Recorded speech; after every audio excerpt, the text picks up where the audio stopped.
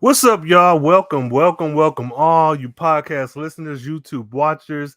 I am Rhayne Coleman. This is Decoding Tom Swift, the Carefree Black Nerd Tom Swift review, recap, rehashing, reiteration. And I have with me today the same voice that you should be used to hearing. If not, shame on you. Please let these folks know who is my wonderful co-host. Oh, wonderful, wonderful. Haynes here to talk some more Tom Swift, here to talk about some chocolate cowboys. Hey, Hey. let me tell you. Okay, so we are on episode 4 of season 1 of Tom Swift and the Chocolate Cowboys. And annoyed Tom goes full on dad mode when Lino stows away in the jet to the team's mission. Meanwhile, Zenzi persuades Tom to let her take the jet to meet with Congressman Eskol. Whew, that was a mouthful. So, Yeah. a lot of shit happened. Do you have any general thoughts, any feelings about episode 4? We'll see what happens as we go. Okay. So so this was an interesting episode for me. I think after the ending of episode 3 in the Lorraine Claire situation, I honestly am not upset at this episode, like in that regard, because we did not get them in episode 4. And I wasn't as upset as I thought I would have been. I enjoyed this episode. I feel like this is one of the ones where I think if this show was on a different network, or maybe they got a larger budget, or maybe a few more episodes, I would have loved to have seen this episode fleshed out a bit more. I love everything that happened. I feel like it was kind of a very tight timeline to get both A and B plot in. The reason why I was like, I see what happens when we go is I feel like, and I don't really like using this word, but I feel this episode feels the closest of the ones we've seen so far to filler. Okay. Because we'll get to it, but like some of the stuff that they did, I was like, huh. Okay, we kind of I see what y'all are doing, but Yeah, no, I can see that because I think, to be quite honest, the biggest takeaway of this episode was in the last like two minutes. yeah, Like that was the biggest. But the A plot being Tom in Oklahoma fighting chocolate cowboys was interesting, and I'm hoping that we revisit these spaces. I feel like this could very well be just the mission of the week, the excitement of the week, and that would be fine. But I would prefer that with a show like this, these of the week episodes come back and are very important later, or at least appear later. One thing that comes to mind is Kipo, the way that some of those story plot points from like earlier episodes, earlier seasons were coming back. So that, because I can't recall, and I could be wrong, and listeners, if I am, let me know. But I can't recall I don't know, what is this? I don't know, like network show, well, in a sitcom, but a show like this where things matter. Like maybe on a like HBO Max, but like you said, if this is the filler episode, my fear is that it won't matter at all. It's just showing Tom being great, showing Lino being resourceful, and showing his wealth. And I hope that's not the case. I hope it's not. Ooh.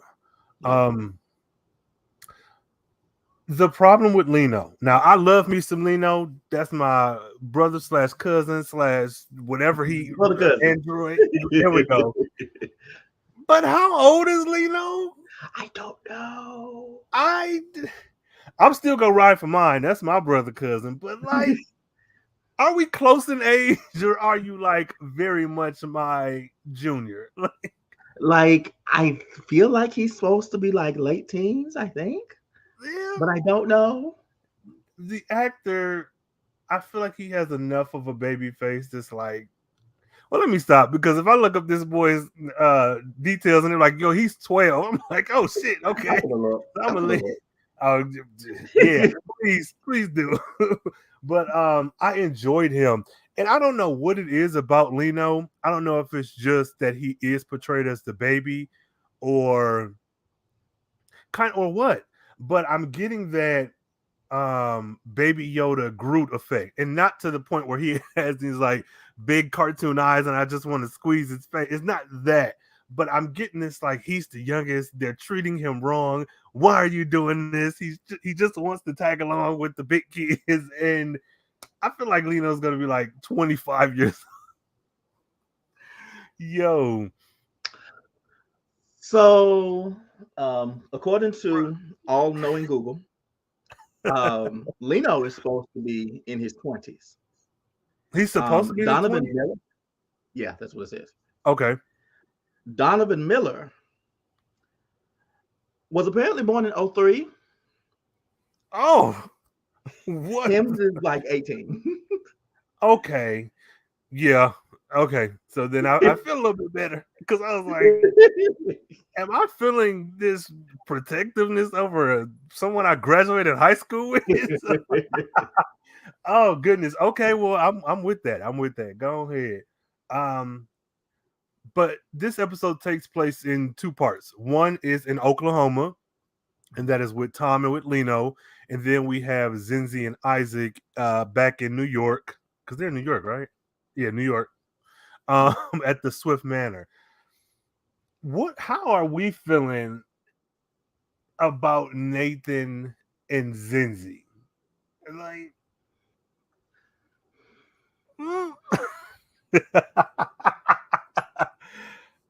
hey. I don't know because and maybe this is intentional, but I can't tell if Zenzi actually likes him or if she's playing him. Like all good logic tells me that she has to be playing him because you know that this man is evil. Why would you not? But in their interactions, I'm feeling like she actually likes him. I'm like, sis, you cannot be this damn bad for a man. You cannot be. That's what I'm scared of. But see, my issue is and listeners, again, correct me if I'm wrong, but I cannot recall her saying out her mouth, I'm going to be a double agent or something of that nature. What time say don't let Thomas the Tank Engine bust your back now on Lorraine's good leather? And she was like, no, like this is not what it is, whatever. This is a date. When her and Isaac were going back and forth, he was like, this is a mission. She said, no, this is a date. And I'm like, why would he send a personalized invitation? He's like, oh, he's trying to glamour you. And I'm like, so I'm kind of with you. And another part of this that's pissing me off is very much a Black Lightning issue is with everything we've just said, plus where does Zenzi live? Where is her house? Where does she live? Where does she lay her coat down? Because I don't know how to feel about her because I don't like, is she a rich girl who is now poor in name but is educated and working for the Swifts, or is she like insecure and need to be attached to a man of wealth to feel fulfilled in this work? Like, I don't, because when I saw episode 1, that's not the girl I thought she was. And I know things change a bit, but even in episode 2, I never saw Zenzi as not wealthy, dealing with men who were beneath her, as in the sense of not just a bad date, but like a terrible person. Like, I don't know. I don't know. I don't know. Yeah. Oh, but Nathan, as far as I mean, but I will say this. I would say they've given her two between Chris Dusty Darby and him. Like, maybe we do need to start paying attention to the pattern. Maybe that is who she is. Oh, I hate that. I don't want that. No, I mean, it's not you have no show if there's no conflict. I get that, but I don't want her to be dealing with these weird you know what I'm saying? Like, I don't give me that. I don't know. Maybe I'm obsessed because I love Ashley Murray. Maybe it's I just want to see her win, but But one thing I will say is I do like that though we're getting a whole lot of time, a whole lot of sex, a whole lot of romance. I do appreciate having a kind of romantic storyline for her where she is figuring it out, where it's not just I got this motherfucker Kevin. He is a hedge fund manager, 7 figures, and graduated from Morehouse and then Yale. Like, I'm glad we're not getting just cookie cutter talented 10 Jack and Jill ass nigga. Like, I'm happy that but I want better for her. I feel you. I feel you. Oh my goodness. So Zenzi gets a call from Nathan. He's like, "Hey, I want to link up with you. Before I go to Dallas, I want to see you tonight and this and that." And she borrows the Swift Manor because Lorraine is out of town. Which, what are you doing? Like, Lorraine, what are you and Claire doing? She's on a retreat with her best friend. Hey, her and Claire, they fucking, they are together at this point. Lorraine, fucking each other. No, exactly that. Oh my god. So they're gone, and she uses the manor. If we can focus on like this first part of that storyline, Isaac is really like messing with Zenzi. He is critiquing her. He is letting her know you are terrible at this. You're messing with men who you don't need to be. Why are you like Isaac is plainly saying like he's trying to kill us. Why are you messing with this man? And I'm like, yes. Why? I mean, messing with he's not wrong. like I feel confident that Zenzi is going to do what Zenzi needs to do. But to your point earlier, I don't know if you're playing him or if you are really like into him, or is it like a Rowan situation where you have to get something, so you're going to do whatever you need to do. But like Rowan is not a main character, so me being confused about him is fine. You are a main character. What are you doing, Zenzi? I need to know your motivation, sis. So, yeah, it was. Yeah, it's interesting. Yeah, it's interesting. But her and Isaac having this like back and forth through that earpiece, and Isaac like being very aggressive or assertive or whatever about like you shouldn't be doing this with this man. You should not be telling him all this information, this and that. I get it. But in that moment, I felt like I was kind of torn because I am an Isaac stan. That's clear. But I was also like, Zenzi is grown. Like, though her decisions may affect everyone else, there might be a method to her madness. Now, I'm not excusing her because, like, let us know what the hell it is. But also, like, maybe if we're gonna be keeping 100, maybe she just want to fuck. Maybe she just won't fuck, and this man is gonna, you know what I'm saying? Like, want to allow that. Like, listen, I feel like I think they have done, because I was thinking about it when you were explaining it. It's like, yeah, Isaac was kind of a lot, but at the same time, I think they have shown that he is a lot. He low key does a lot. Because I remember even way back when Rowan first showed up, like he was on Tom. It's like, no, it's like he wants something. This, that. yes. So I can vibe with him being like Isaac being real overprotective because it follows that line. But he was still doing a lot. Yeah. I was like, now that's my man. I'm gonna stick beside him. I don't even know nobody say but like Isaac. But I mean, we figure out where a lot of that like aggression and like persistence comes from, and when Isaac was in Cabo in 2016, serving with his ex. I said when Isaac was in B613. Oh yeah, no, hello, because like, is that not what this is? Like, yeah, the multiverse is open. He definitely was. quit the white hats or white knights. No, his ex, who looks like a Latina woman, they were serving, and she ended up dying, being Yeah. murdered, dying something. He found her body, One and one thing about this show that is so like good, and even if this was an accident, we have a black trans male vet who is dealing with PTSD. I can't Mhm. recall any show, and the listeners and viewers, if there are any out there, please put them in the comments because I would love to like hype those up as well. But like that specific form of like representation right there, that is something that though it did not have an A plot status, I think it was fleshed out enough to like bring it to the forefront to know this is going to come back again, or this will inform how we view Isaac going forward. So don't judge me. Okay. I didn't read it as PTSD. Maybe it's because we Oh. know what happened with Lino. I thought Mm-hmm. it was something like supernatural. Like when I said B613, I really thought that they had like brainwashed this man or something.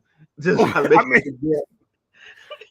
that might be it. See, oh, that is so interesting. So from your perspective, these visions were maybe the Memory brainwashing. back. Yeah. Because like Mm. I think he's been presented as like super bodyguard, and he Mm-hmm. like was talking about being, he knew about that super high tech fence that they did in I think episode Mm-hmm. 2 or 3, and so yeah, I was just like, oh, this is some more like supernatural stuff. Hmm. But if you said Okay. it makes so much more sense. But no, honestly, we could find a happy medium. He might be a Manchurian candidate. Like this, it That's might be. It might be both. You know what I'm saying? But a like, Winter Soldier.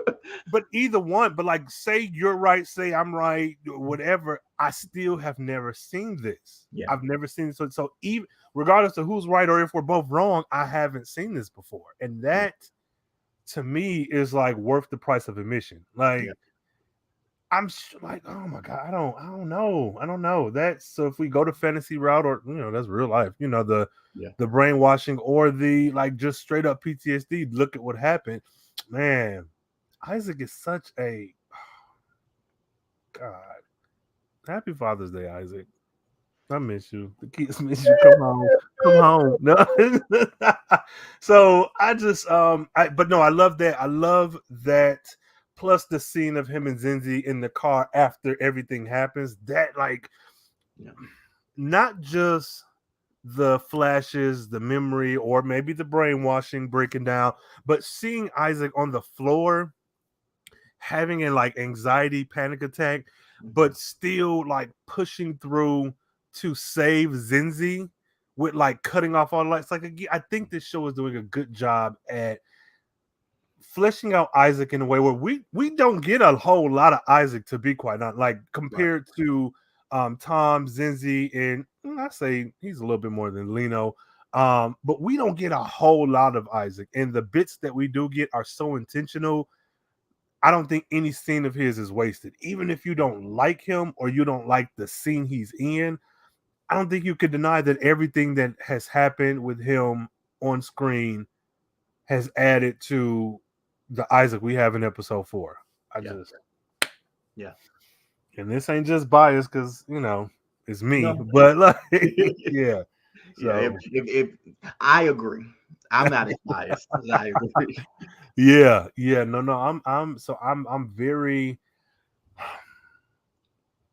I'm very much enjoying him, and I'm enjoying him and Zenzi specifically because I don't know what they're doing. I don't know if I'm projecting this relationship onto them, and he's literally just like, you're important to me, so I'm diehard about you.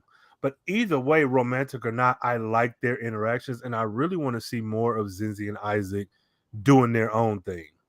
At this point, they have to put them together. At this point, like I hope at, so. at this point, y'all have planted the seeds. Let that tree grow. Yeah. And I especially love that she made it clear out of her mouth, I Mm. don't do Tom sexuals. I don't do folks who have been with you or are in love with you. I don't do that. Like that. you're gonna say what you will and won't do until it's time to do what you will and won't do. Yeah.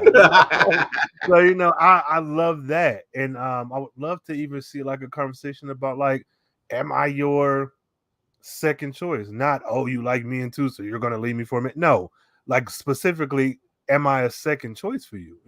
How am I a first? Yes. Come on, call me for season 2. You know what I'm saying? If y'all ain't done with season 1, hey, we ready, because that Rowan backstory you gave the other episode ago. Yeah. So listen, just give me just shoot. All you gotta do is shoot me a DM. I like got you. Hey, the DMs is open. Okay, so Zenzi is on a date with Nathan. They're eating, conversing, they're talking about stuff. His bodyguards are there. How did you feel about him having those 2 men with him? One, I was wondering where Rowan was. That was my first thought.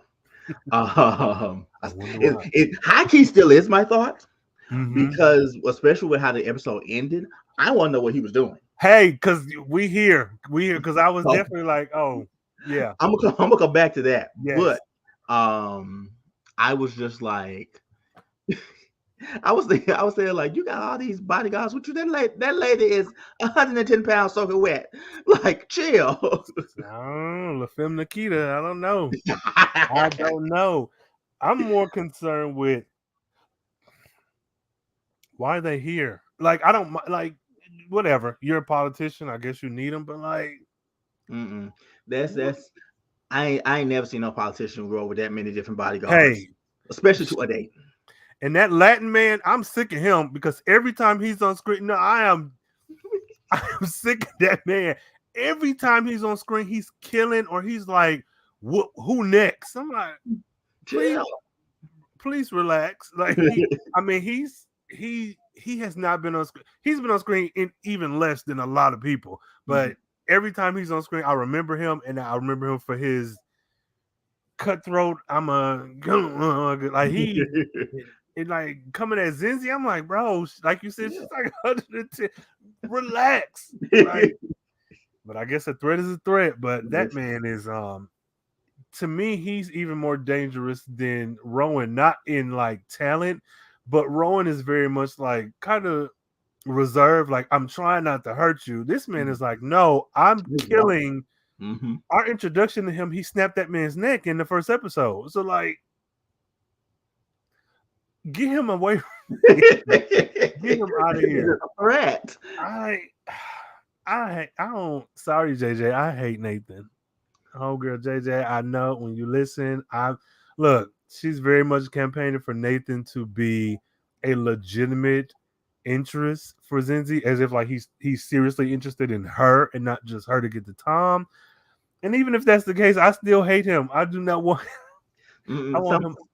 Some of the milk ain't clean, because he pulled out like, I was with Zenzi when she was like, I need to see what you tell the truth, because you busting out peach cobbler, talking about I read Native Son. I was like, I wanted. Oh, I'm fuck him. Let me tell you something. Nathan is evil. What I'm not going to do is eat dessert from a briefcase. I won't be doing that. So anyone who's like, let's go on a date, like, do not pull dessert out of your briefcase, because I'm not doing that. Like, you have to eat 95% of that, and then I'll maybe taste that. Because what are we doing? Doing? Really? Why was it in the briefcase? That literally could have been in a Kroger or a Publix container or something. Like, what are you doing, Nathan? If you wanted to show that you was down for Black people, bring it in a plastic bag. And hey, there's several under my sink in the kitchen and my bathroom, so I can relate to that. You don't have to pull out Native Son, but the thing that scares me is that I honestly think that, and I could be reaching, but I feel like that dessert is tied directly into what was said at the end of the episode. I am very scared for Zenzi, because she did take a bite. She did. I think he's poisoning her. Ain't no telling. You got Rhayne over here being mind controlled through some lip gloss, so who knows? You know what? Next episode is really going to tell if I'm truly going to stay mad at Claire. Because I'm sorry, at some point, I don't want to blame a victim because Lorraine is a victim here. I just need for some kind of way Lorraine to be more self-aware. You can't keep talking to Tom about being immature or irresponsible, and friend or not, you letting this person just put like, or maybe I need to just know more about the science of it. Like, does she just sleep good and just forget everything? And also, give me my own Claire. I'll put it on myself. Like Lorraine is gay.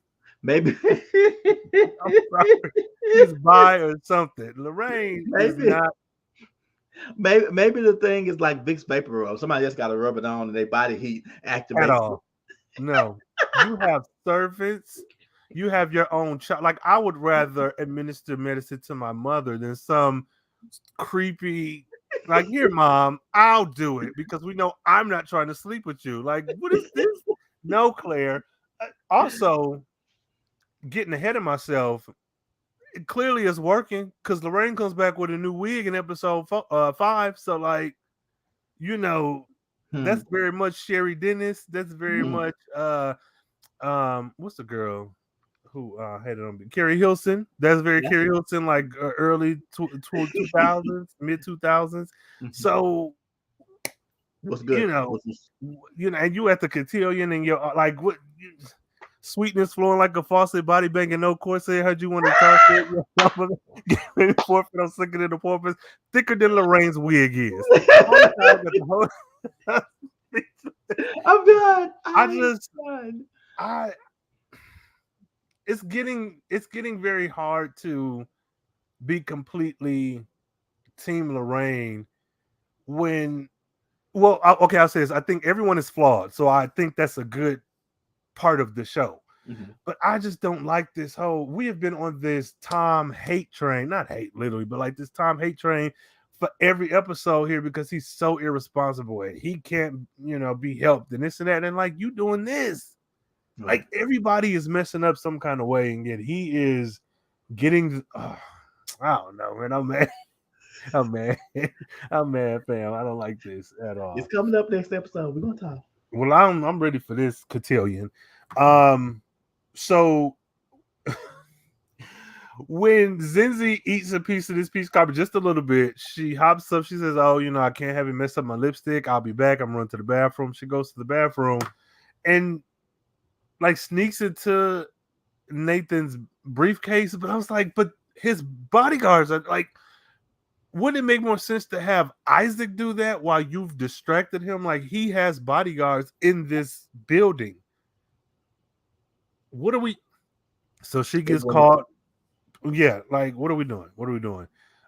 She gets caught with Native Son. There's some abbreviations in there in the bookmark. She take a picture. And I was like, this is very CW because what are we doing? What are we doing, Zenzi? I wasn't happy with that scene. I wasn't happy with her being caught. Like, not that the things happen. I think just the way they happened to me was like, this doesn't make any sense. Like, no one's in here. No one. Well, she gets caught. She talks her way out of it. Isaac sweating on the floor, crying and screaming. Was it Kelly in the girl video, or was it Michelle? Like, on the floor, just Kelly. So yeah. He cuts off the lights. That's Zenzi takes it upon herself to like move him and his guards outside. He's like, well, maybe next time it'll be different. She's like, well, if there'll be a next time. First of all, sis, there will be. Because there's gonna be somebody there, man. Clearly, you're going to accept his next invitation, but all that happens. We end with, well, this storyline, anyways, with Isaac in the car with Zenzi explaining to her, like, hey, this is what happened. My ex didn't leave me. My ex is dead. He tells like the whole story, and it's a touching story. And I feel like, did he break down again? Like, that's not funny, but I was like, okay, but he was like, no, like, I care about you. I can't have people I care about mess up this. And I'm like, all right, call me and tell me that because I still ain't heard from you. But okay, it's and I love what Zenzi said, because this is exactly what I was thinking. I'm grown. Like, you cannot control the people you love. Like, I'm still an adult. I'm going to make decisions. Like, your sanity cannot depend on the decisions that I make. And even in that moment, I was like, oh, I want them to get, because this dynamic, I'm not seeing this with Tom. I'm not seeing this with anyone else. I want this with Zenzi and Isaac. I want them. So, which is why I'm having trouble. Like, I remember back before the show came out, I remember that the description for Isaac's character was saying that he was like deeply in love with Tom. Outside of maybe a couple of glances in the first episode, I don't see it. As far as I can see, he is head over heels for Zenzi, and I'm here for that. I mean, same. And no, I agree, because even like we don't see Isaac discussing Tom's taste in men. We get him kind of reacting, like when Rowan dropped him off in the first episode.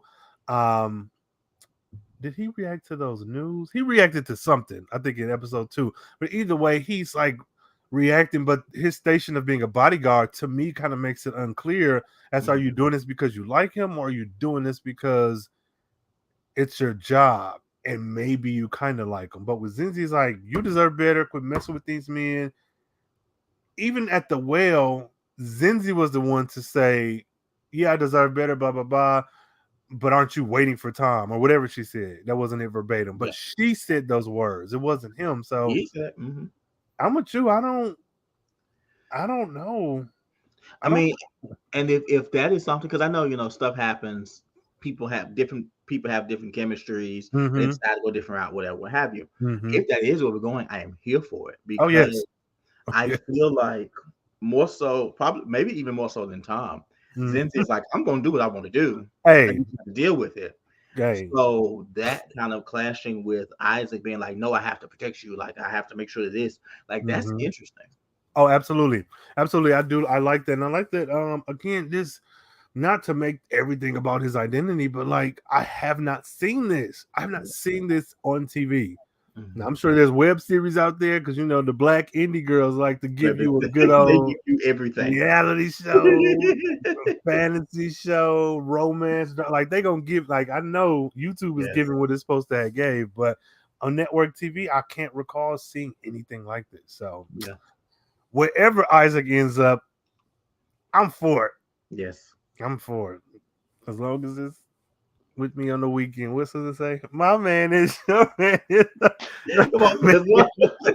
Hey, look, Isaac, come on, quit playing with me. But no, I enjoyed it, and I do like those scenes of them together. And if it's like you said, if maybe their chemistry just worked a bit better than his and Tien's, I don't care. I want them. I want these black melanated, beautiful mother together. Oh my God, because I could see them just constantly bumping heads. And this is so out of left field, but I watch Outlander. Have you seen that? Are you familiar with that? It's a white woman in the 60s goes back in time to Scotland in like 200 years. I've heard of it. I haven't watched it. I enjoy it. It's not without its faults, but I bring that up because her relationship with her, not to spoil it, her love interest, I'll say that, it's very much bumping heads like this constantly. Like, you go with them from the good and the bad. That first season is definitely it's giving dysfunctional relationship. It's giving we are truly from two different times, and so that's what I've been watching lately. So that's what I'm relating this to. But I truly love Zenzi and Isaac. Hey, I want it. So let's go back to Oklahoma. Tom and Lino. Well, Lino pops out of the Air Force One jet. Like, how did you stow away? I like Tom and Zenzi taking this like parental role, even with like chastising him or reprimanding him or whatnot. He lets them know, hey, I don't want to go to cotillion practice. I just want to be here. I want to help find Uncle Barton. This is more fun. And he says, I forget the first analogy he gave, but the follow-up was, I'll be the Kelly to your Beyonce. It was something basketball, I think the first one was. Yes, listeners, if you know, say it, but I have no idea. Use DTS Pod. Right? I don't know. That leads me to the question: do you think that Tom has already listened to the entirety of Renaissance? Has Act One Renaissance been some kind of way downloaded through Barclay? Because at the time of this recording, January 29th has not. It's a few weeks away. So I would like to know: does Tom have that pull? Is he don't that know. girl? I don't know if anybody has that type of pull. Ugh. I don't know if her mama could get that early. Yeah, because Mama Tina yeah, I don't know. Mama Tina been had it playing in the background while she Right. saying a funny joke. So now I'm with you. So okay, I was gonna say yeah, but I don't know. Listeners, y'all let us know. Do you think Tom Swift is that girl? Tom has the pull to already have listened to and own a copy of Renaissance. Like, let us know. DTS Pod, let us know. Uh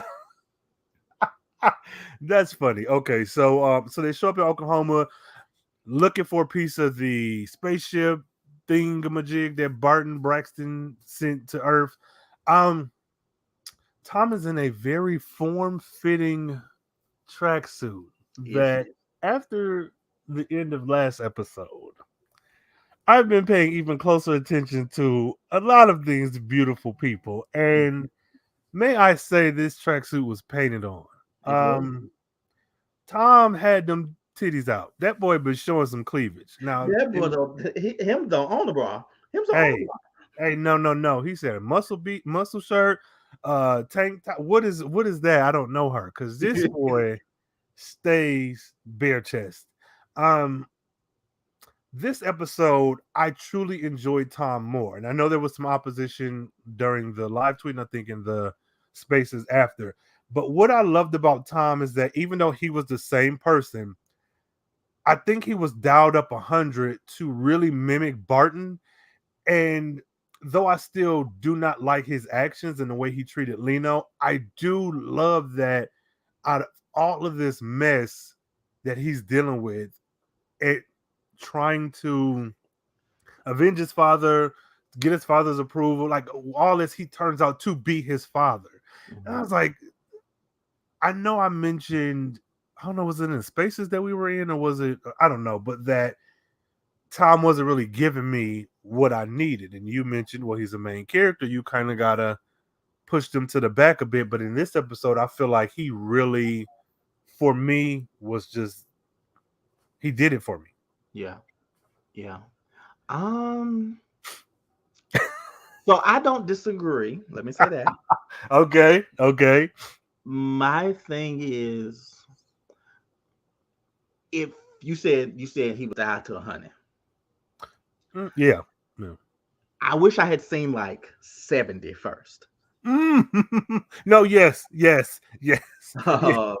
Because like, okay, just like the thing for me was like when he was doing his whole like extra routine with Lino, I was like, I don't know if I believe that this is your relationship. Like, I feel like I would have wanted Say it. some hint towards this. Yeah. Like, if you look at him, like, okay, I get y'all are cousin brothers, you older and you have to look out for him. Fine, cool. I would have liked to see even just a hint towards that, because thinking back to, was that the first episode? Come on. Episode. Thinking back to the first episode where they did the highest, yeah, it was. It seemed like you were cool, like you had faith in him, like you knew that he was confident and he was going to do whatever, what have you. Yes. But now you treat him like you're like 6. I agree 100%. And what I'm starting to have to do, two things. One is I think I have to separate the pilot from the rest of the series, because it feels like the pilot was this like full package prologue of what could be. And because not only with Tom, but even again, we mentioned with Zenzi and her dating, even with learning more about Isaac, like a lot of things, you know what, seem to be tweaked just a little bit. Like Living Single, that pilot was essentially a regular episode, but they were in a house or brownstone instead of like the apartment. So it's like that's what I'm starting to have to do because I don't think you're wrong. Yeah, you know what? Yeah, that makes sense. That makes a lot of sense actually, because even going back, even looking at Lorraine, kind of like being like, "Oh, I gotta now I gotta do my thing because you almost irresponsible." We get that same beat. We got that same thing last episode. So yeah, you're probably right. Like, okay, but no, but to your point, another thing that I think would have maybe made this a little bit more easy to accept is if we had have got something like this in episode 3, because that's the thing that really pissed me off the most is that he was at a 10 and was throwing on his degrees and all this, like, oh, Lino, I'm the one who got the degree from MIT, this and that. But I'm like, that's fine, but that's not how you reprimand somebody. And when Lino said, I've been trying to talk to you, I've been trying to get your attention, I don't think they did a good job at that, but I do agree he has been trying. Long story short, in episode 3 is where they should have had a little bit more aggression from Tom to make this more believable. So I don't think you're wrong at all. I don't think you're wrong. But that I was so pissed at Tom this whole episode. Oh yeah. The whole time, because does Tom even know? Tom doesn't know about his meta-human X gene. No. Wait. He didn't find out to the end. Well, who did he tell? Wait, didn't Lino? No, Isaac. Okay. And Isaac, the voice of reason, like, can we get, like, this man was going through, like, literal mental issues. Like, still on there, but saving Zenzi, cutting into Tom, and like, you acting a fool. Then, like, whatever. Team Isaac all day. But Tom and Lino meeting Calvin, Cowboy Calvin, who comes with like was it a cattle prod? Or because he loved that cattle prod this whole episode. Baby, I was ready to fight Calvin. Like, go. What are you like? I get they're strangers, but like you realize it was Tom Swift. Relax. I like the interactions with him, and a lot of that to me again felt like what I said at the top of the episode is that I wish that we got more. I feel like that story was rushed a bit. Yeah. And maybe it wasn't. Maybe this is what they intended, but it just felt like we should have sat more with Lino and Calvin specifically. Yes. With Barton being gone, Tom being an asshole, and Lino finally like existing in this show, I am either projecting this or just assuming this, but I feel like Lino has an issue with father figures, not like daddy issues, but like his father is never discussed. It's always his mother. And Barton took on that role, and Tom is now stepping into that role. But like seeing Lino with Calvin after the reveal was like, okay, what is Lino missing or craving or needing that Calvin is supplying for him that clearly Tom isn't, so I wanted more of that. I wanted more of him talking with Calvin so badly because like I feel like we needed to spend more time in that because without it, I can fill in the blanks. I can go in my head and be like, okay, this is what they were trying to do or whatever, what have you.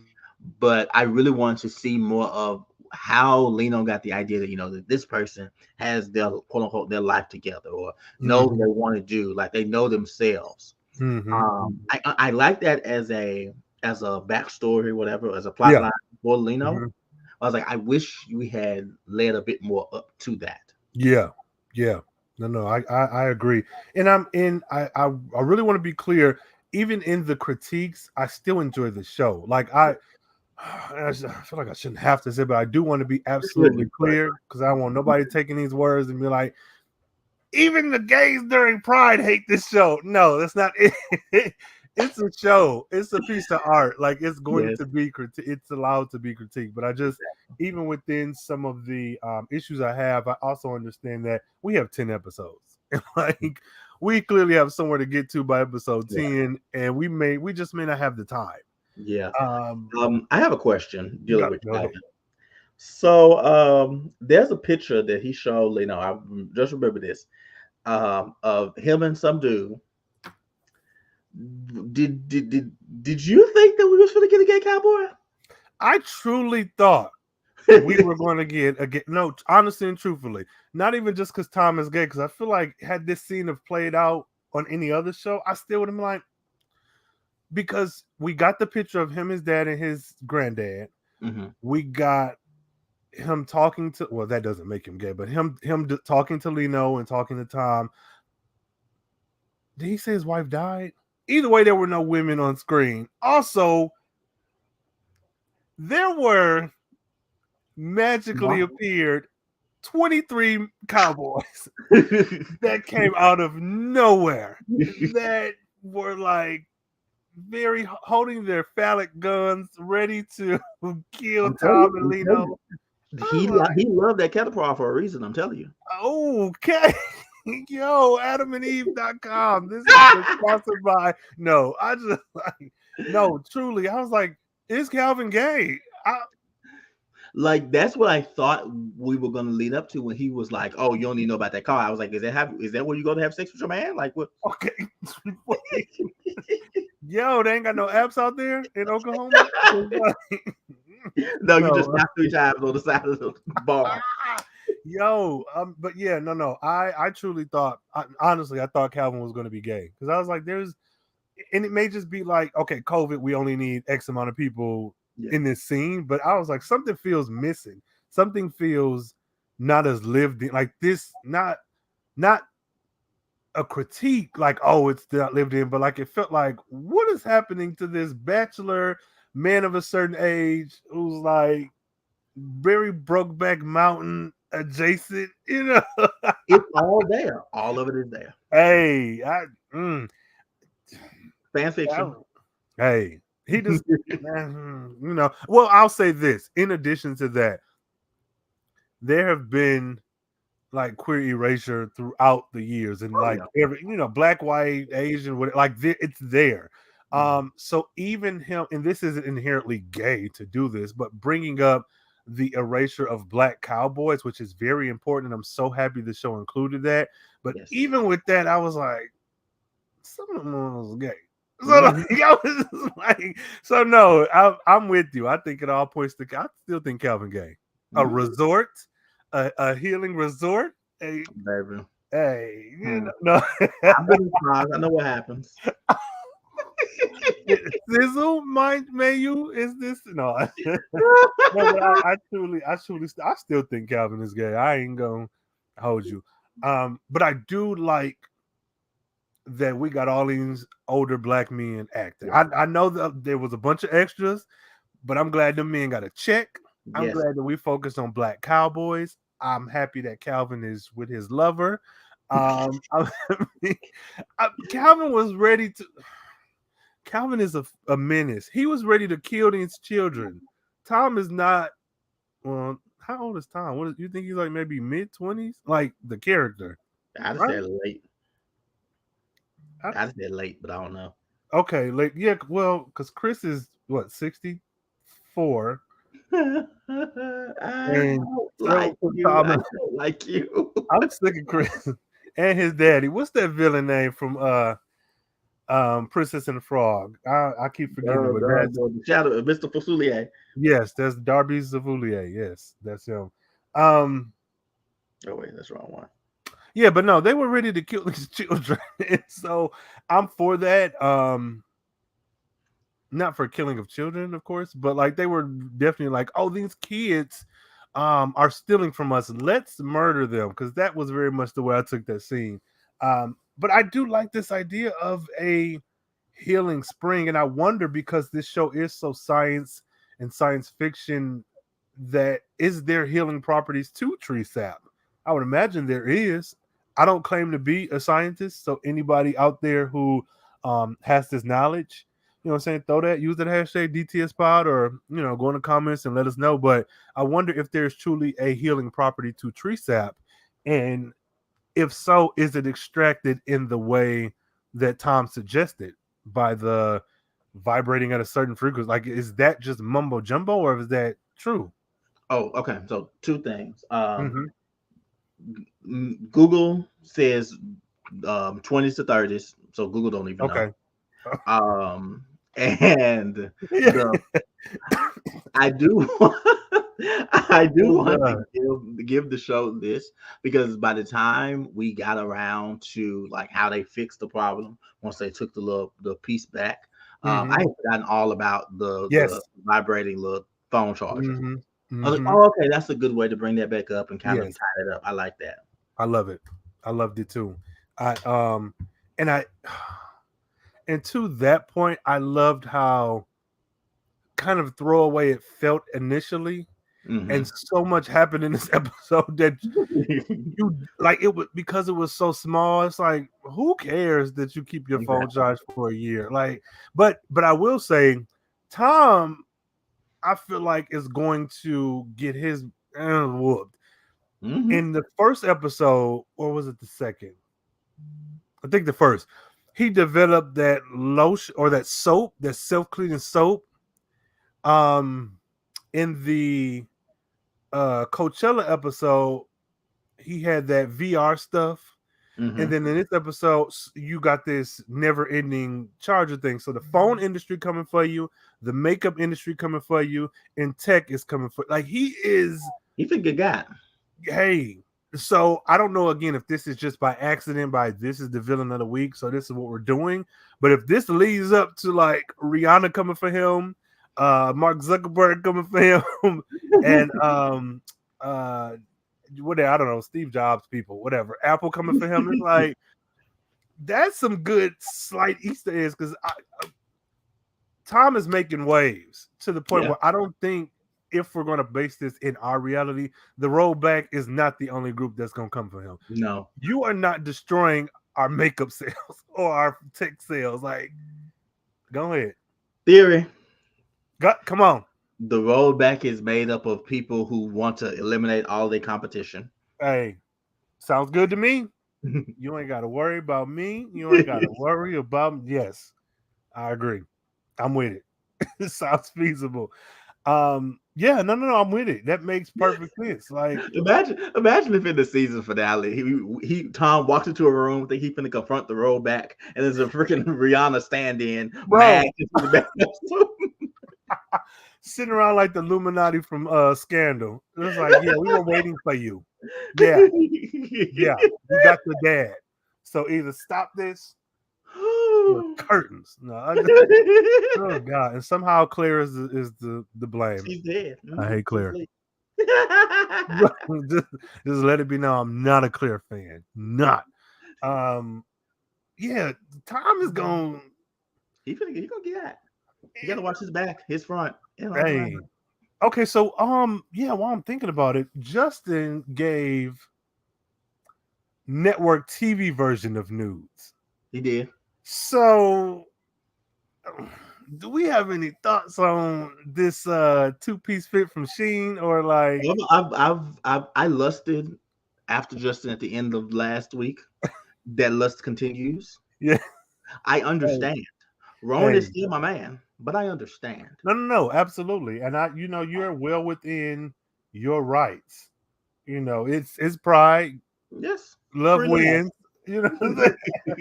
So I was definitely like, oh, I'm really seeing where Cameron said we brought something to CW and they said go further, go gayer, go blacker, go further. I'm seeing this because Yes. what are we doing? Like the actor playing Justin, I'm not certain if he's queer in like real life, but like, sir, you are doing what needs to be done. And He's I doing the thing. appreciate that. I appreciate that. One thing I do want to bring up that is not positive at all. Something we discussed before is because we're talking about Justin is the reception by other people of Oh. the show. Mm. Um, you showed me a tweet that it was a GIF of Tom and Justin. I think it was from episode 3 because it was a bit longer of a scene than the first episode. And they were getting it on. They were doing what grown gays do.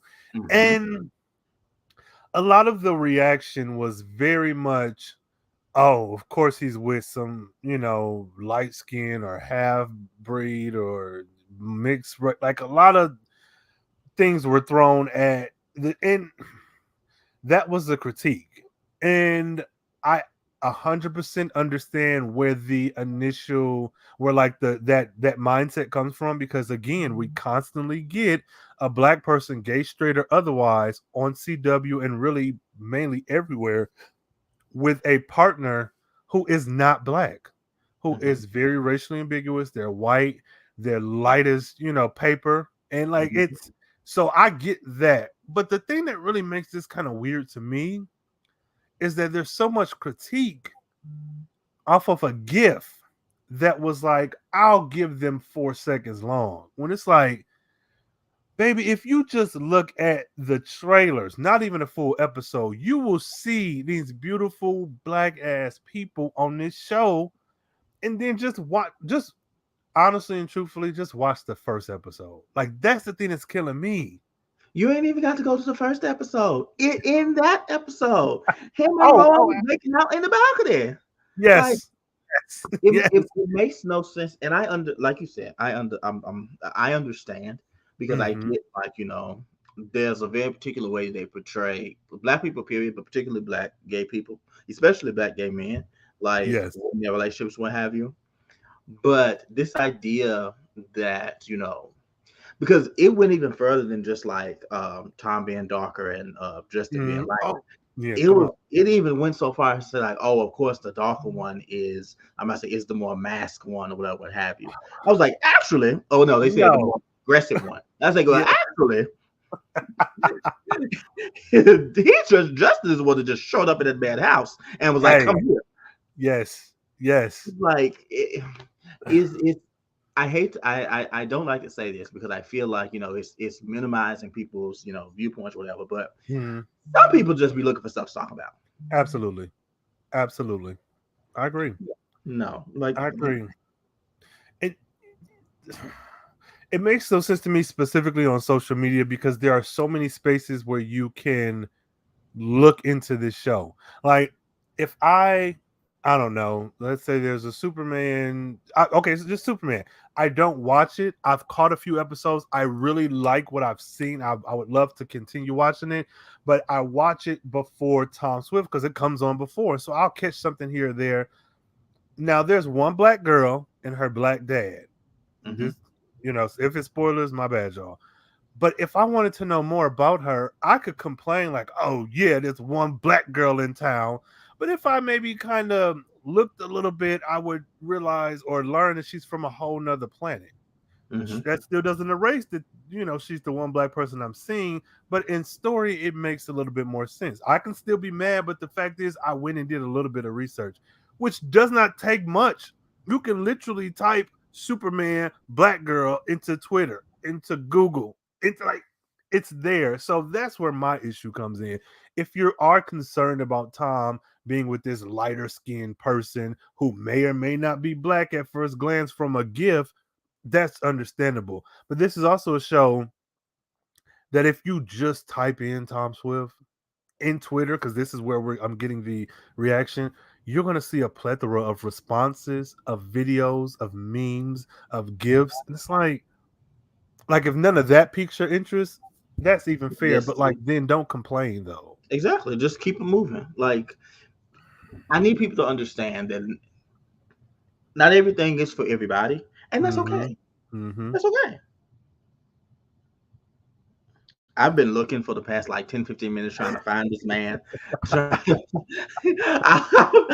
furthest I've gotten is his name. Okay.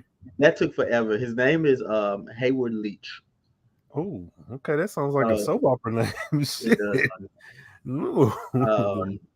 So yeah, I'll keep looking. Check the hashtag to see if I find out if he's part of the family or not. Yeah, tune in online. But yeah, I wanted to bring a little attention to that because it's such a weird response. No, it's a response I understand, but the more I sit with it, the weirder it gets, because this is a show that is specifically tailored for gay people. So even if you don't like it, like, I'm not saying you can't not like the show, but this isn't Kevin and the Gay Friends by generic white straight man. Like this is but whatever. I don't know. But yeah, I just thought that was quite odd. And like just watch the fucking show. Or just catch a recap. Like so I don't know. Look at the cast list. How about that? Because Justin is like a minority when it comes to complexity. He is What took me very so much a long was minority. what took me so long was I had to scroll all the way down to IMDb. I had to Yes. look down this man. Yes. And he's doing a phenomenal job. So, whatever. Yes. Motherfuckers get mad. So I still think he's evil though. So shout out to Andre Yeah. Sante. I'm sorry, sir, but I do feel like your boo is evil. But he's a good eye candy. So Exactly. get rights. So Lino, Tom and Lino go to get the strap metal out of the tree. Calvin and Cole comes up with their guns, like this ain't what your mama came to see, because Tom mentioned he wanted to look at a rodeo for his mom. And I know this doesn't happen it does happen in the same scene where Lino gets kidnapped. And no, I'm sorry. So they go back to some garage, which that was a little confusing to me because when they showed up, it was in a jet, and then I guess they drove a truck to this space in Oklahoma. But Zenzi and Isaac took that truck. Maybe they drove it to the garage. They just grabbed somebody's garage. They called the Uber and just snatched up somebody's garage. That's what it sounds like to me. And maybe I'm wrong. But I was like, am I not paying close enough attention? Where does this garage come from? So they go there. Tom manufactures some EMP sonic gun, for organic material because it was people. It knocks out Lino, which is like it's kind of dangerous. Like we're in this garage and he's on a stool. Like he could have died. Like, was that necessary? He could have died. You could say, "Hey, brace yourself." Like, but cool. That happens. Then they go back, and this is when Lino gets abducted, and Tom goes into like full Barton dad mode and whatnot. And he's like, "Hey, Isaac, I need you. They got my brother, cousin, uncle, nephew. We need to get out of here by whatever." So they go, and Tom puts on the most Lil Nas X ass outfit that he could find. Again, titties out, chest out, like everything out. And I was like, T and Rich is really, I'm sure he was fit before, but he really prepared for this role. He truly put in the work.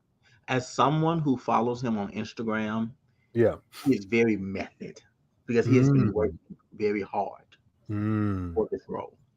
Kudos to you, T, because that, like, true, honestly, like, it is very good to see him half naked because I'm trying to think, is he shirtless in every episode? Because no, in Riverdale, they made sure Archie was out of them clothes every episode. Maybe not the first one. And maybe it was the first one. He was fucking that teacher. But oh my. Yeah. Oh yeah. No. Archie they've gone off the rails. But yeah, that boy was naked. Was shirtless. I wonder if they're going to do the same for Teen. I won't be upset. I won't be mad at all. Like, I mean, they found a reason to have him take his shirt off in the Nancy Drew episode. So, oh yeah, absolutely. So yeah, I'm for that. Like, continue. Y'all keep it up. But yeah, he put on his cowboy hat. And I was like, I want to question where you got all this stuff from, but like, I don't care. It doesn't matter. Just dress up more. Even the music, like the instrumentals that were played throughout the episode, kind of felt very much Old Town Road ish. Yes. I wondered. I was like, I wonder how much money it would have cost to actually get Old Town Road. Probably beyond y'all budget, but it's like somebody make the video. Somebody's probably already made the video. Yeah, do me a fan cam with Lil Nas X and T and Richards. Like I'm for that. Specifically, this episode clips if you can. Yeah. So that happens, and we assemble the group. We get Isaac, we get Zenzi, and we bust in Calvin's house. And because Calvin called him and was like, "Hey, I got your brother. You want him give me the spaceship shit back?" And I was like, "Damn, Calvin, I hate to hate you, but I don't like you." How do you feel about Tom's entrance into Calvin's house and the way he hemmed that easily 200-pound man, 250-pound man against that wall. He went in there and bust up that man's house. He had no business. He had no business slanging that man against that wall like that. That poor man was in there playing bones. And they see, he was thrown up against the wall. He probably had flashbacks. Oh, never mind. Look, Brokeback Mountain, but in black. Yeah, definitely. I was like, hold up, Tom. This what's going on? So I appreciated that, even though that I still feel like was a bit extreme, only because you don't know if they were going to like snap Lino's neck, like because you don't just go in like that. But he came in hot and it paid off. And I even like, and I don't think it really matched up well.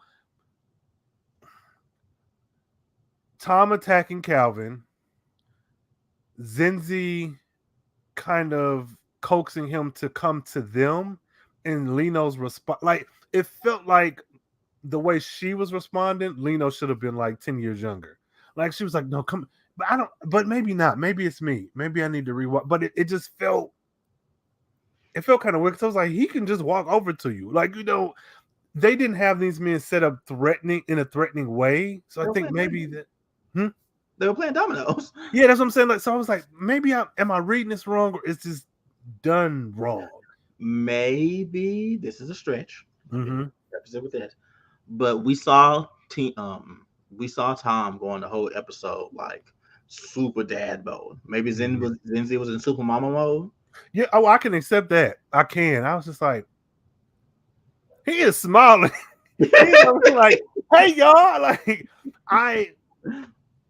I still feel like Tom should have slapped the shit out of Calvin, because even if you are, because what he say, oh, Lino, he's smart, he's cool or something. I was like, but you had me thinking you were going to kill my brother. Like this, there's no excuse. I don't care that y'all became friends. Like, you don't think, like, did you expect me to come in and be like, hey, is he gone yet? Like, this is my brother's life. So he threatened his life. The fuck.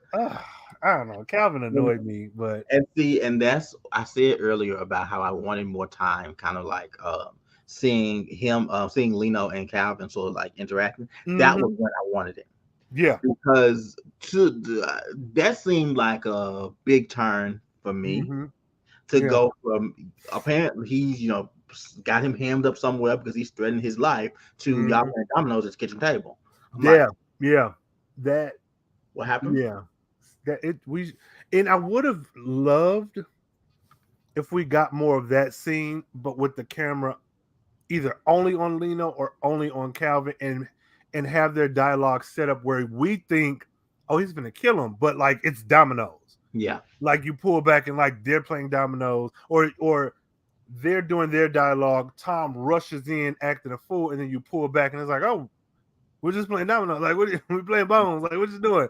Like something like that. I think I would have enjoyed as well, because, Calvin, it's okay. Oh, that nigga. So yeah, that's that. So we Tom gives him a fake replica of the spaceship thing, and Lino is like pissed. And that's when we had that blow up. Like, I have been trying to talk to you. You are not attentive. Why would you lie to this man? And that was another thing. I was like, I get that we don't like him. I get that he took Lino. We don't know if he's going to kill him or whatever. But are you so removed from other people's pain that you don't understand? Even before this, like towards the beginning of the episode, you don't understand that this is bringing healing to his community? Like, that, is that lost on you? Are you that removed? It would track, to be honest. It would track. It's not good. It's not good. Don't get me wrong. But I feel like that's what we get. That's what we were saying last episode. Yeah. He was so single mind focused on what he wanted. In that case, it was Barclay, that he ignored everything else that was going on for the most part. Yeah. So it tracks. It's shitty, but it tracks. Yeah. I don't like that. And the fact that Lino was like, man, you lied. Like, you, and I get all the shit that Calvin and his, house, the House of Chocolate Cowboys, that was a part of Paris's burning that didn't make the director's cut. It didn't make the cut. It didn't make the movie. Hey, Gay pride, love wins. But I was like, bro, his issue is simple, and that's the other thing. Like, not that Tom has to go across the world saving everyone and their problems, but you're a billionaire. You have the means. There's something you want, though it is yours. It's on this man's property. Like, though, to be fair, now that I'm thinking about it, Tom did offer to pay them when they first got there. Oh yeah, he was like 70 bajillion. You're right. Calvin's a dick. So okay, no. We're back. You got me back. Yeah, fuck Calvin. I'm sick of him, bro. Calvin ain't shit, bro. He is a terrible person. But no, I did enjoy him, and I enjoyed his band of black cowboys, because again, something that I've not seen outside of course, we got The Harder They Fall, and is it what's the one? Is it Concrete Cowboy? Huh? Concrete Cowboy. Yes, Lord, I'm like Concrete Rose. That was Ashanti's album in the mid 2000s. So yeah, but we have those, and I'm so grateful for them. And this isn't to say that those aren't important. They're very, very important. But I just like that even this imagery of a black cowboy is being permeated through network TV, through a TV show. So you're hitting so many different demographics, and it's all telling a story that is so important. Like, oh my God, the erasure of black cowboys is just freaking ridiculous. So kudos to Tom and them for that. At the end, Isaac again is spinning facts, pretty much telling Tom, you are your dad. You're becoming your dad. You're not being careful with Lino. I'm mad that he's not treating Lino the way that you want Barton to treat you. Like, do that. Break this vicious cycle. Please. Because you trying to find your dad, you're becoming your dad. It's like, that's ugly. That's ugly, Tom. Yeah. We also get our Bel Air part 2, where Isaac is I want Isaac and Jeffrey. Okay, let me stop on my nerve. Let me stop. They both at the same Kinko's printing out documents for their award. Right? Hey man, what's up? See you next Tuesday. No, but yeah, I like what Isaac is doing. I'm loving it. Find this boy's mama. So please. Yeah. I guess lastly, we find out that the rollback are murdering people. Like straight up murdering everyone. Killing no. Killing the fuck out these people. And making it look natural. Didn't they give someone a heart 3 attack? people was dead. Yes. Like just last week. Out here death note folks. Hey. Like was it Lugami? What is his last name? Whatever, I don't know, but they're killing people. Hide your kids, hide your wife. So how do we feel? Because do we want to bring up Rowan in this conversation? Is that what you were getting at earlier, or? I want to know where he was. Was he killing one of these people in this episode? Because whenever we've seen up to this episode, whenever we've seen Nathan, Rowan has been like right there, like his helmet was like right there. And it's suspicious to me, especially with him meeting up with Zenzi, that Rowan would not be here this episode unless he was doing something else. So I want to know, Rowan, who would you kill him? Who would you go after the episode? Because there was a list of people.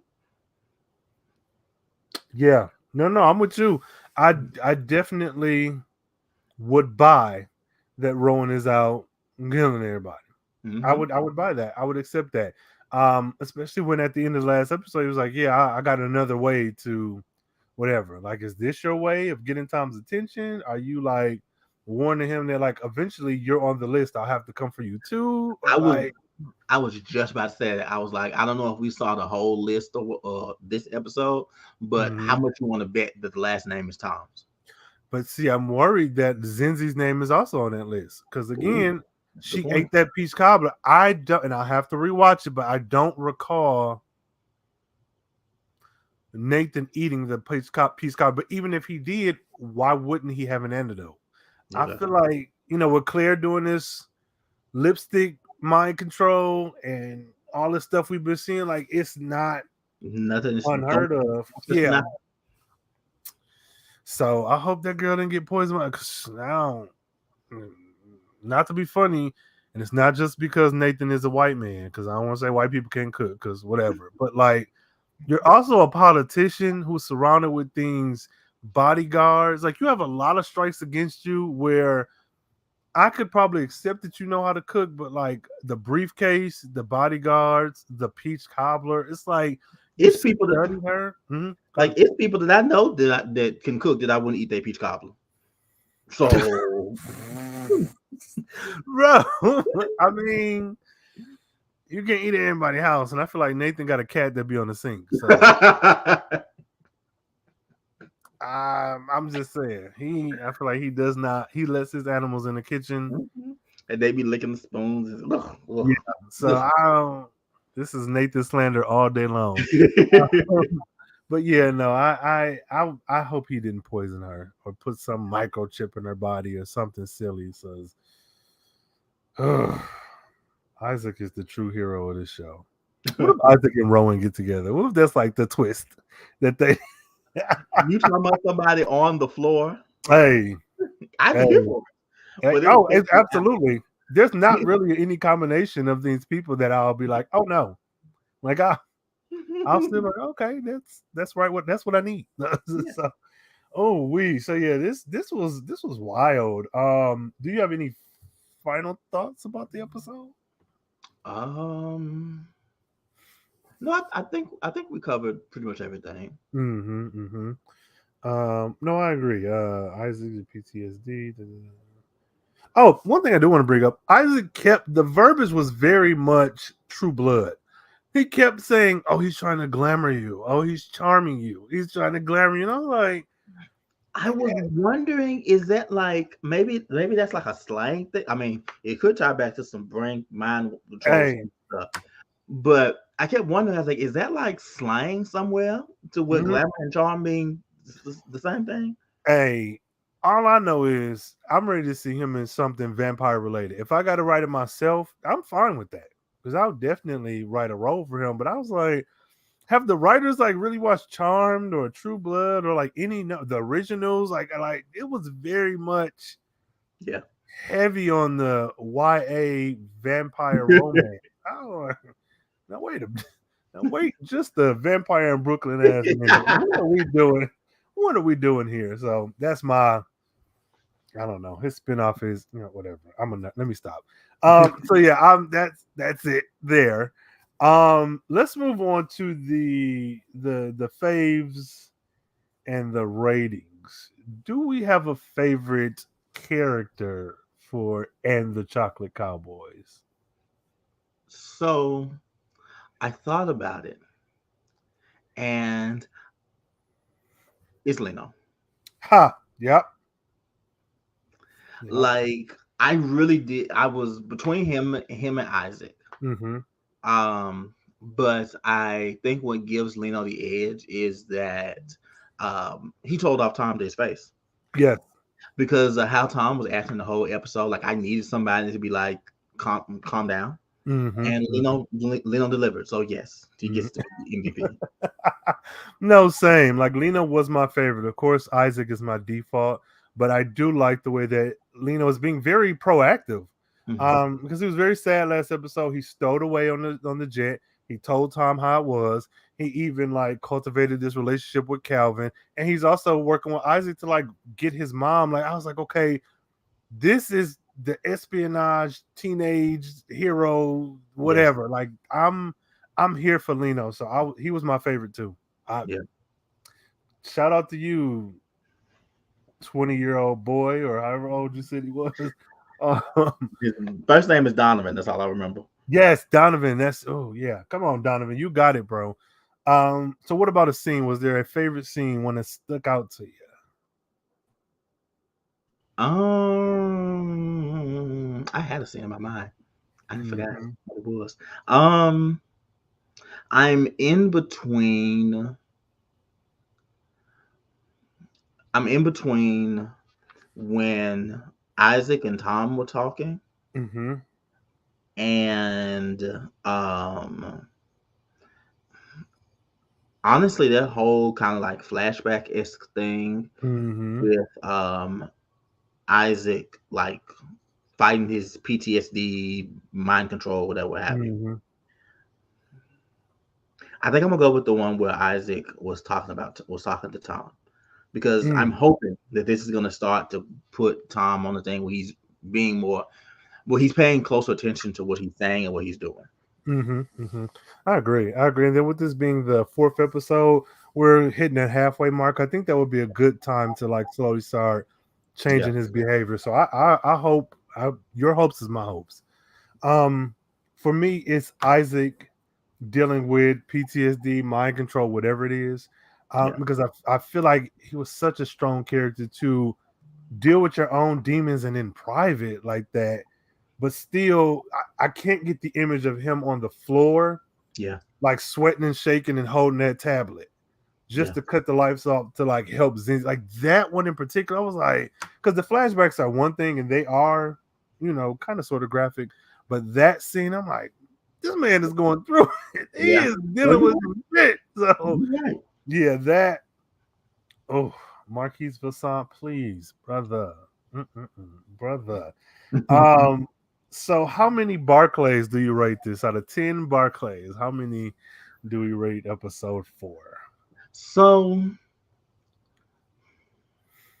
I came in like just knowing in my head, I was like, it's gonna be 6 because I feel like there's some stuff. But as we've talked through it, I must say I've talked up a couple like a couple more notches. I think I can give it a 6.5 though.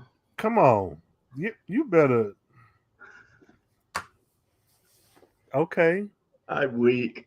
I'm scared of what you're going to say now. Oh, no. I have a 6.5 as well. Because I was like, I wanted to give it a 7. And I don't think, it's not that it wasn't good because I enjoyed every bit of it. But Isaac and Lino were the thing that made me like, oh, this is it.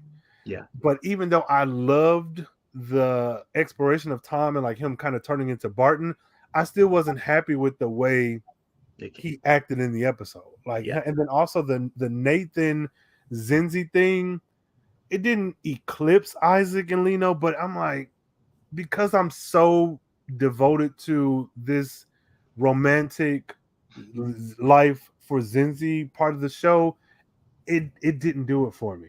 I feel so I was like, I can't give you a 7. I think that's too close to 10. But the 6.5, I'm hey, 6.5. God.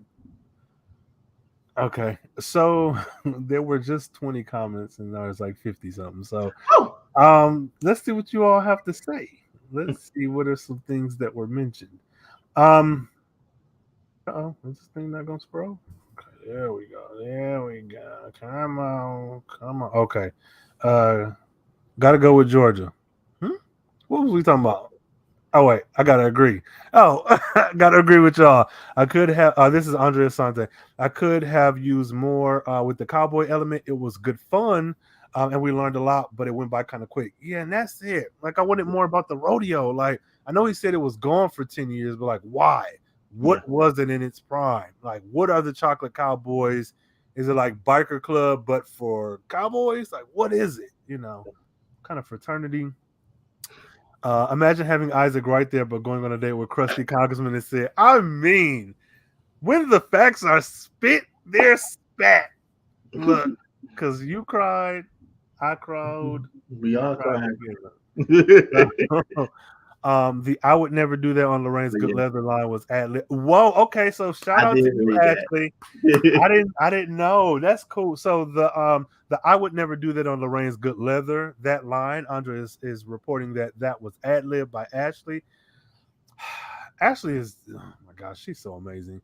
Where does Zenzi live? Where does she lay her coat? Yes. Where are her backup wigs? Where does Camille live? Whose closet does Camille live in? Because they need to address this soon. Wait, they did. But no, they did. Now that I think about it. But we never been in her house. She was like in what's the apartment? When they came and jumped off the thing. That scene came by so quick, I forgot. So we know she has a house, but like let's spend some time there. Yeah. Yeah. So, shame on me for that. But yeah, I was like, bro, where is she? Yeah, Dusty Darby's is catching on. Yes, please. Yeah. Hashtag if you got this far, hashtag Dusty Darby's. Let us know you out there. Just realized seeing the trauma of Isaac and his last partner explains his resistance to make a move with Tom or Zenzi. Now, yes, I agree. However, when it comes to Isaac and Tom, I can see that coupled with the fact that that's your employer.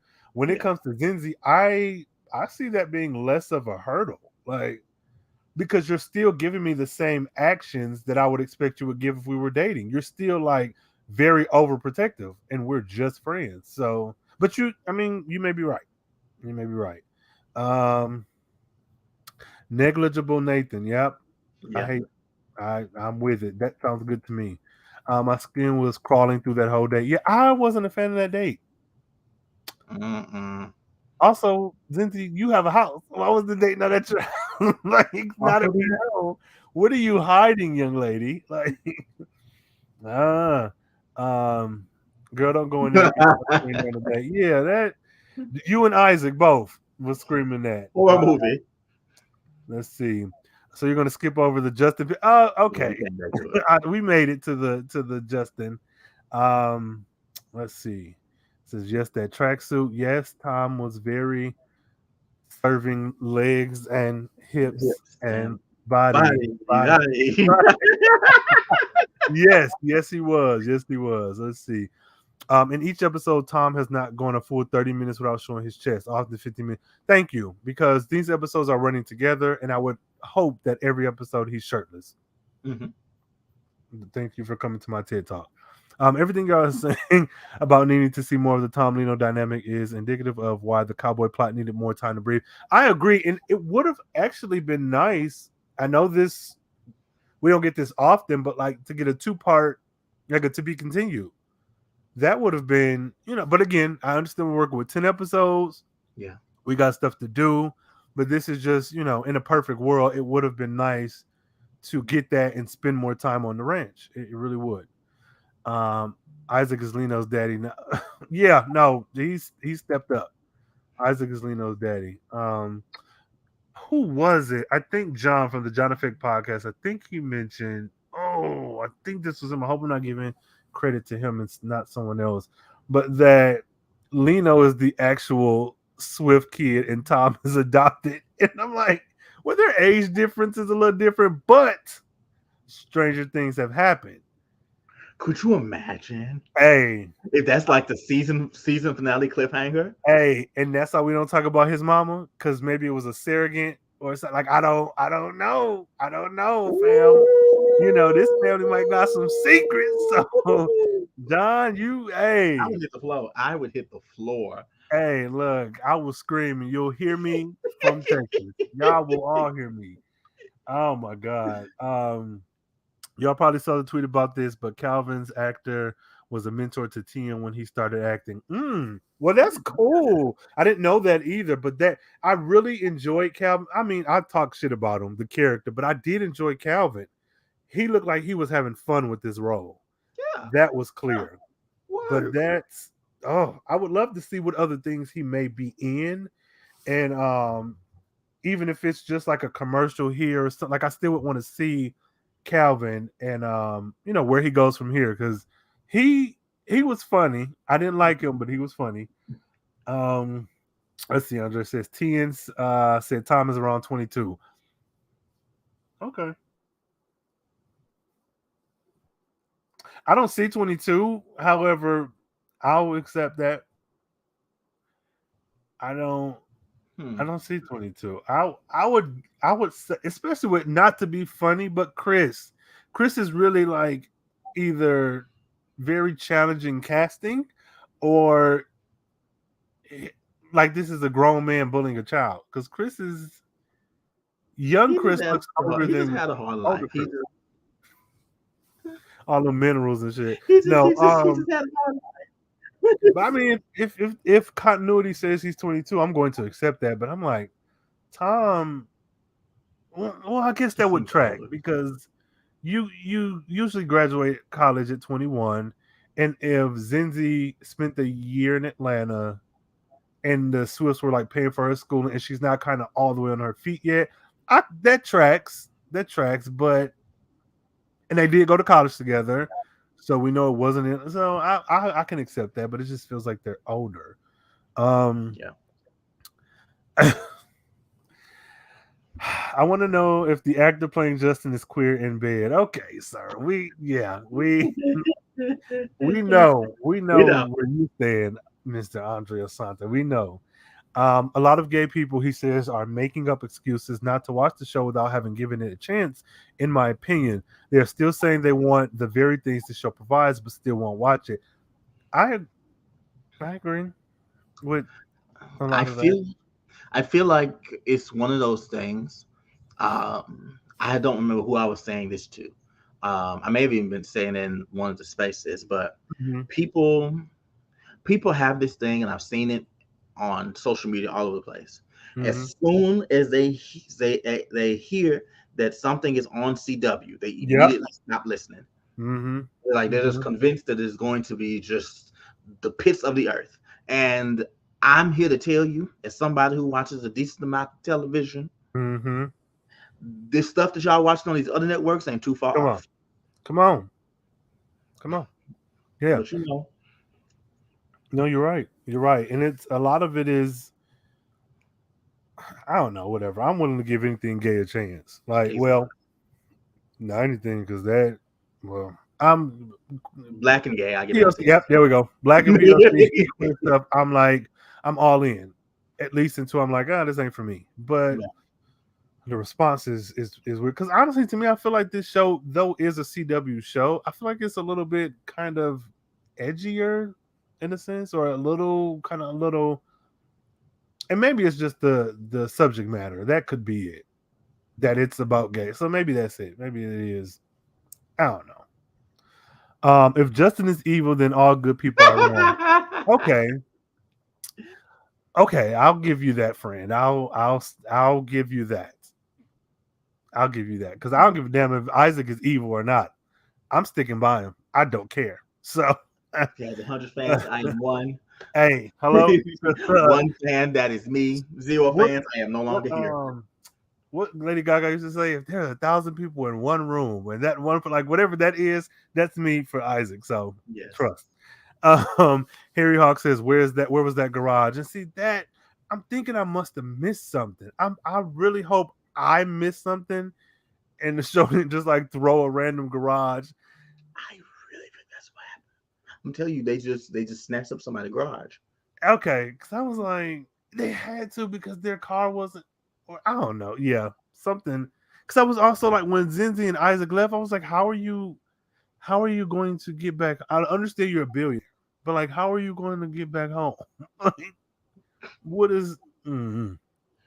Harry says the garage just seemed to magically appear. I agree. I agree. The magical jet that can fly across country so damn quick is like they were next door. I mean, you aren't wrong. You aren't Yeah. wrong. They'd be on the move, boy. And for Barker, they'd be like, if we turn around, we'll lose all our fuel. Girl, you have been. What do you mean?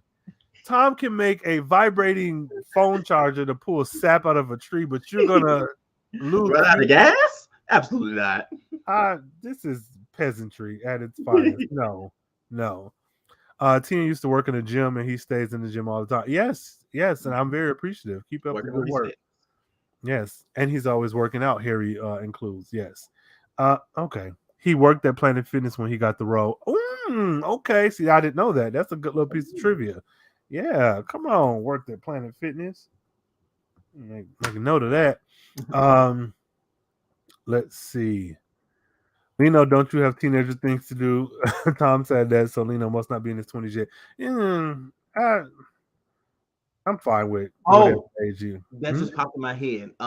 Lino does have to be younger than that. He has to at least be younger than 21 Mm-hmm. because Calvin gave Tom something to drink, and he gave Lino like. Oh yeah, come on, deduction or detect whatever. Come on, knowing this stuff. You're right because I even thought, he get this boy liquor. it was sweet tea, but the way they framed that was very much like, you're not old enough to drink.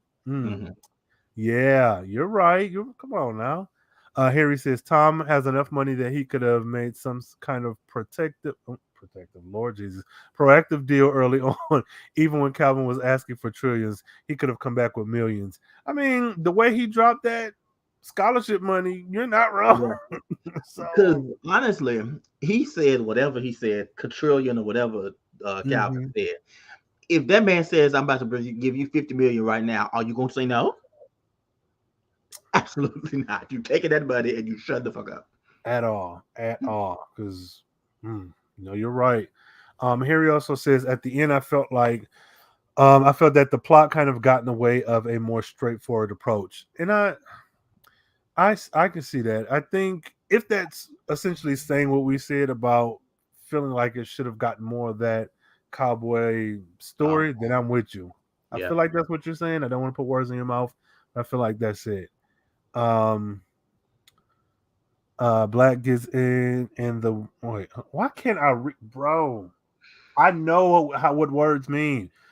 Black gets in the way in terms of claiming the property because you can't really say what it is because then the words might get out that his dad is alive.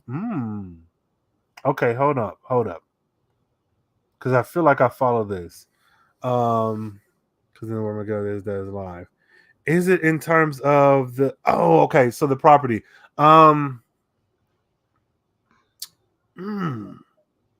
Okay, Harry, follow up on this if you can do it before we end on the property comment. The plot gets in the way, he says, because he can't really say. Oh, this is okay. Like what? This is your follow up.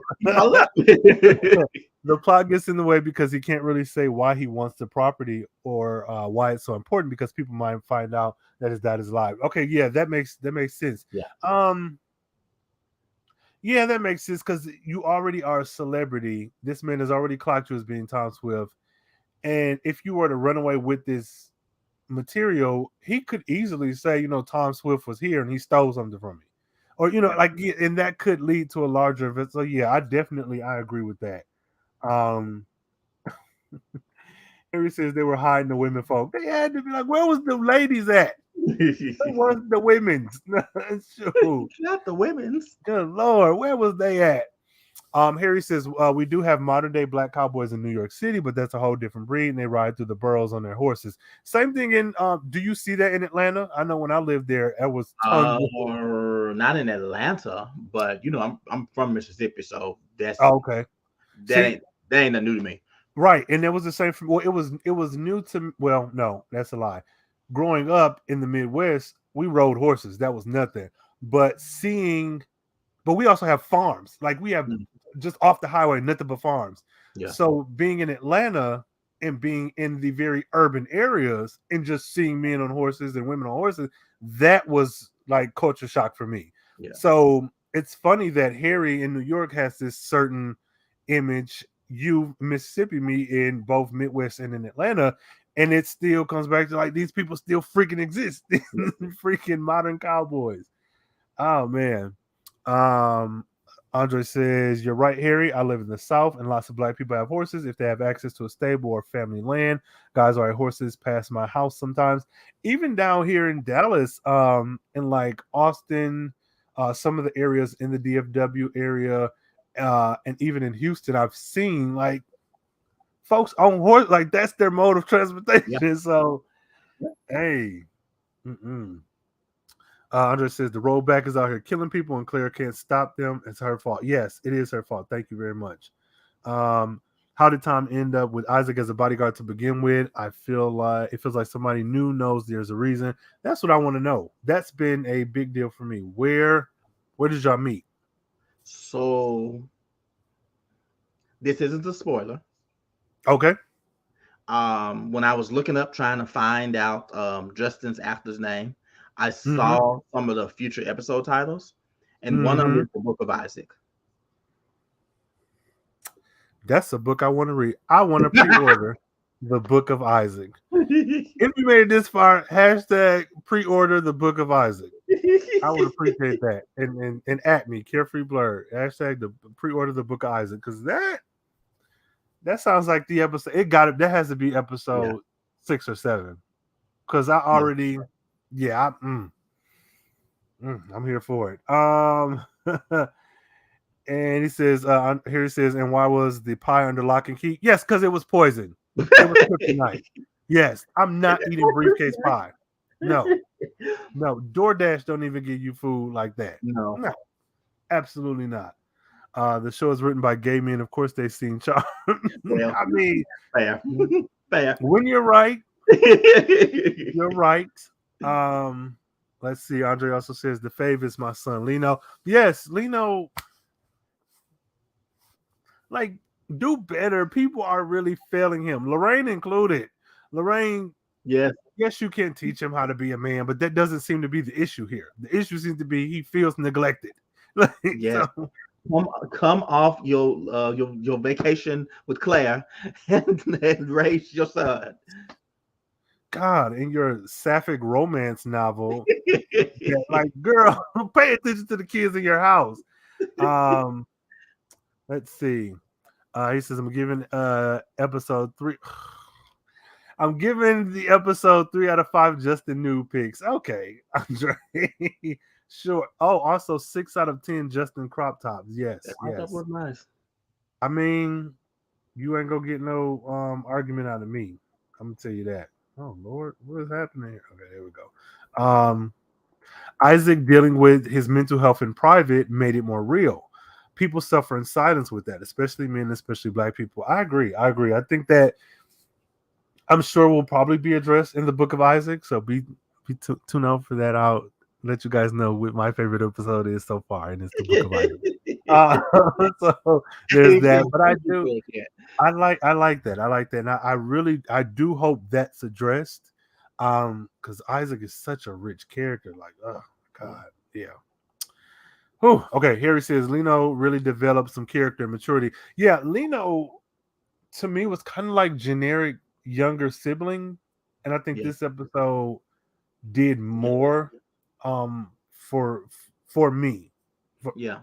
It did, because like he went from, because I agree with you that he was generic sibling. I feel like he went from that to this person who's really trying to figure out where he fits, kind of like Tom, really trying to figure out where he fits in the family, especially because while he's family, he's not, they family. Does that make sense? Yeah, nuclear. Yeah, I get it. And because even so with the Swifts, yes, he is a relative, but he's not in that like nuclear family. But then even with Tom and the crew, y'all grown, gallivanting across country, and like I'm stuck doing cotillion shit. They're not showing that he has friends who he does this with. The dang people he was fencing with all say he's a fraud. Like it's like so of course he want to find out who his mom is. So kudos to him. Let's see. Harry says 7 out of 10 for me. 7 Barclays out of 10. I think that's fair. Yeah. It's just I can't give it that, but that's fair. That's fair. Let's see. Zenzi and Isaac are co-workers. I don't care. They in love now, Harry. They in love. How many office romances we seen? I mean, come on now. Even pre-pandemic. So Harry says Isaac was very paternal talking to her during the date. I didn't see it that way, but I wonder why you did. Because if you did, I'm sure someone else saw it that way. But I'm not even saying you're wrong. But I took it. I'm gonna say maybe we took it differently because we want it to happen. You know what? Harry, you be our checks and balances because we may be a little bit too close to the show. So Harry, I'm not even gonna count you out. You may be right, but I'm gonna be so mad if you're right. And then let's see. Tom was just coming out of the closet 3 years ago during the Nancy Drew episodes. Yeah, because Nancy Drew was still in 2019, if I'm not mistaken. So yeah, so he's still gay. No, I don't know. No, but yeah, no, that's fair. And then Andre says, "Hey, I'm from Mississippi too." All right, y'all got a slogan or something? Stay true. Bye. Good day. Stay true, Mississippi. Down in the dirty where the girls get. Okay. Not down in the valley. Yes, that too. Yeah, Mississippi. But yeah, no. This has been fun. Like, Yes. thank you y'all for these wonderful comments. I don't know. All in all, Team Isaac all day long. He's always my favorite, no matter who I pick. You know what I'm saying? Isaac is always my favorite. So like, Yes. do with that information what you will. And what do you have for the people? Any final thoughts or anything? Looking forward to the return of my man. Mm-hmm. Mm-hmm. Also very curious to see what is going to be the end result of the sapphic romance novel that Rhayne is currently starring in. Come on, like truly. At this point, I still hate Claire for what she's doing, but like Lorraine, is this the new Mr. / Mrs. Barton? Barton? Swift, good lord. Okay, still Claire Barton Oh, Swift. and if Lino's mama is Aunt Viv from Bel Air, I am throwing something. Bam. Because this is at this point, Tom Swift is Bel Air reimagined. It's Afro-futuristic Bel Air. Because like, what are we doing? This is a Bel Air variant at this point. No, yes. This is Earth. I don't know. What Earth did Wanda go and kill the Illuminati? Whatever Earth, that's what Earth this is. Because Lord, oh my God. Okay, please let these folks know where they can find you, support you, follow you, and all that good stuff. Yeah, you can find me at Loose as a Deuce on pretty much everything. You can also check me on my website, mhaynes.org. Let's talk. Let's chat. Yes, please do. Those links will be in the show notes. Don't be shy. Give a follow. Leave a like. For me, Carefree Blurred on Twitter and on TikTok. Lord, I halfway forget to mention that, but TikTok and Twitter, Carefree Blurred. Everywhere else, Carefree Black Nerd. But Twitter is the most immediate way to reach me. If you want to email the show, carefreeblacknerd@gmail.com. Somewhere in the subject, put something Tom Swift related. If you put Lino's name, it's going to the top of the list. Or like you love Isaac, I'm be looking at you with like a little side eye, but I'm like, yeah, these are my people. So do that. And then thank you all for listening, for watching. Hit the replay. Listen again. Join us on Tuesdays for the live tweet. Use that hashtag DTSPod. And, check us back here next time. So stay carefree, stay nerdy, stay geeky. And please stay away from congressmen. Stay away from anyone named Nathan. No, JK Nathan. Stay away from congressmen. Stay away from people who give you food out of briefcases. You deserve better. And if you ever get some mess like that, please end any relationship you have with that person because that is demonic. So.